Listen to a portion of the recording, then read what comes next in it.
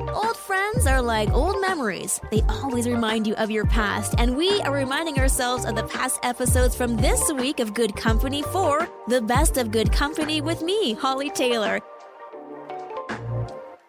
I'm Holly Taylor. We're talking about those things in our lives that bring us joy or make us happy.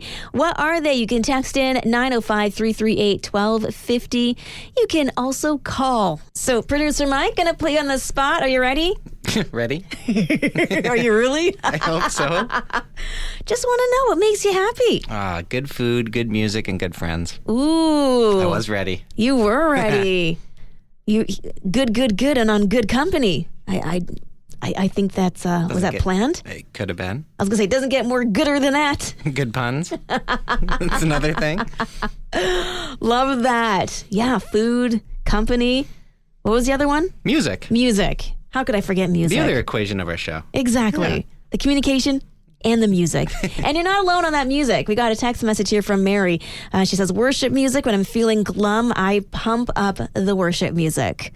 I know a lot of people also will use it kind of on like a, not a spiritual warfare kind of perspective, but there is such power in the words that we speak and in the words that we sing. So they can definitely chase the blues away. So producer Mike, we got Mary all saying music is a good part of it. And you said food and friends, and actually a couple of text messages also echoing that. So maybe in general, we're all not so different. So if you want to cheer somebody up, you got 3 options right here. Thanks to producer Mike. Food, music, and then just keeping someone company. Doesn't have to cost a lot, but we can bring joy to people around us. I'm Holly Taylor, and can you imagine hopping onto a train and there's nobody driving it? Makes me a little uncomfortable, I'm not going to lie, but yes, this is where technology has gotten us. It's a new DLR train. They are available in London, so in the UK, and so they're trying to increase community engagement, and so what they've done, since there's no one there steering these trains, is that they have cardboard steering wheels so that kids can go up and pretend that they're driving the train. So it's supposed to be a bit more interactive and a bit more fun. And I guess the new wave of the future. They've created a whole make-believe area at the front of the car for children. So I love that idea as a way for our kids maybe to fall in love with the idea of being a part of the transportation industry. Maybe not as a driver, but somehow making sure these vehicles, these trains, can drive safely without someone being there, actually. Still, though, I would prefer someone there. If we're honest, maybe I'm old school, but here we are. I'm Holly Taylor, and yes, it's a chilly one today, but not too bad. I mean, the sun is shining. I think I'd rather cold temperatures and sunshine than that stretch of rain that we had where it was just cold and wet and dark. Really felt like a BC kind of winter, but we're not BC. We're here in Ontario. So when we were younger, do you remember what winter used to look like? I just feel like it was so much different. Now, again, my youth was in Alberta, so yes, it was different province, different weather patterns. Producer Mike, I'm going to lean on your expertise. When you were younger, was there not more snow this time of year? When I was a kid, I remember Mel Lastman calling in the military to ask for help with the snow. Yes. I remember that. Yeah, it sure seems like we had more snow. Yeah, this is just weird to me.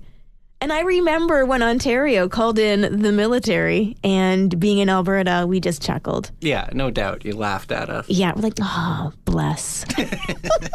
I really don't know what to say. I think I was like 5 or 6 at the time. Yeah. Oh, you got some snow. Congratulations. Yeah. I remember losing my sister in the backyard in that snowfall. There was like 4 feet of snow or something, 5 feet. That's a lot. And that's ridiculous. The thing. When you're not ready for it, it is overwhelming. Yeah, no winter tires can prepare you for that. You need a snowmobile at that point. Seriously, and at least in places like Saskatchewan, Manitoba, Alberta, they've got that. Yeah. The farming communities, no big deal. They just hop in their truck, diesel usually powered, and they plow their driveways. They're good to go. They'll plow the neighbors, but we don't have that here. No. So being here allows me to appreciate why maybe the military was called way back when. It was still kind of funny. I'm Holly Taylor, and here's a wonderful story of what goes around comes around, and this is about a restaurant in Austin, Texas. and it is called Nixta Tequila, and it's known as a food dessert place. So they have fresh produce, and they actually launched back in 2019 by Edgar and Sarah. And so they just felt that there was a need. There was a lot of food scarcity in that particular community, and so they weathered the pandemic by offering curbside delivery, and then they were able to become a location of a pilot project in Austin. It was called Free Fridge Program. So essentially, they replenish the fridge, sometimes up to 20 times a day with fresh meals. And in the summer, when it was super hot, hydration packages. So it really became a lifeline for a lot of people in the community. However, they had to shut down due to electrical issues. And so they figured, okay, well, that's it. But so many people were thinking, we rely on this fridge. We love this particular community restaurant. And so thanks to a GoFundMe page, they in 2 days surpassed their goal of $18,000. Up to date, I believe it's at $118,000. And so that's been able to help them get the renovations they need to get that fridge back up and running. People saying, thank you so much. When we were hungry, when we needed you, you were there. Now it's our turn to be there for you. So good deeds going around, definitely in full circle. And I just love seeing communities coming together in such an incredible way. Now, I wanted to share with you something super random, a unique idea for a fundraiser, I would say. Producer Mike, would you ever want to be a part of a outhouse race? Excuse me? Yeah, exactly. That was my thought when I saw it, too. It's the third annual Lumbee Outhouse Race. This is in BC, and it's taking place this weekend at West Salmon Trail parking lot. So there we go. Had to find a local story for you guys today. And they're actually using this as a way of raising funds for their figure skating club. So they're going to have hot chocolate and a barbecue and all kinds of fun things, popcorn. But the big draw is literally people in outhouses racing down a snowy hill. Yeah.